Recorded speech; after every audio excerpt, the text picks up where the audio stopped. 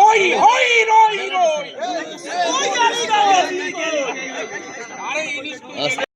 চলবে না,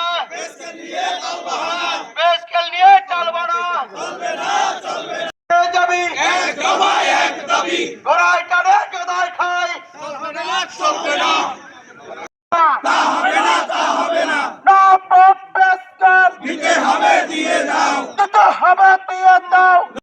লড়াই করো সব বাংলার কর্মচারী,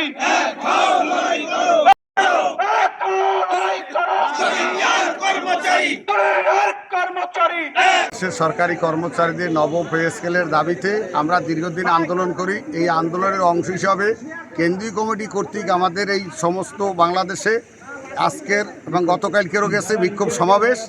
এই অংশ হিসাবে আমরা বরিশালে করতে এসেছি। আমাদের মূল দাবি, আমরা এতদিন আন্দোলন করেছি যে পে কমিশনের রিপোর্ট দেওয়ার জন্য। এই রিপোর্টটি পে কমিশনের চেয়ারম্যান আনুষ্ঠানিকভাবে গত 21 তারিখ বৃহস্পতিবার 5টার সময় প্রধান উপদেষ্টার কাছে রিপোর্ট পেশ করছেন। রিপোর্ট পেশ করার পর থেকে আমরা দেখে আসছি বা শুনে আসছি বা বিভিন্ন মিডিয়ার মাধ্যমে যে কিছু কিছু উপদেষ্টারা আছে, কিছু কিছু ব্যক্তিরা আছেন পে স্কেলের বিরুদ্ধে তারা অবস্থান কথা বলছেন। ইয়াতে কর্মচারীরা এত ক্ষিপ্ত হয়েছে, এত তারা আন্দোলনমুখী হয়েছে যে তাদের এখন ঘরে রাখা বড় মুশকিল।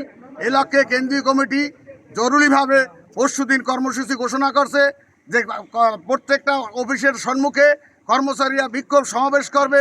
এই বিক্ষোভ সমাবেশের মাধ্যমে আমাদের ন্যায্য অধিকার আমরা আদায় করব।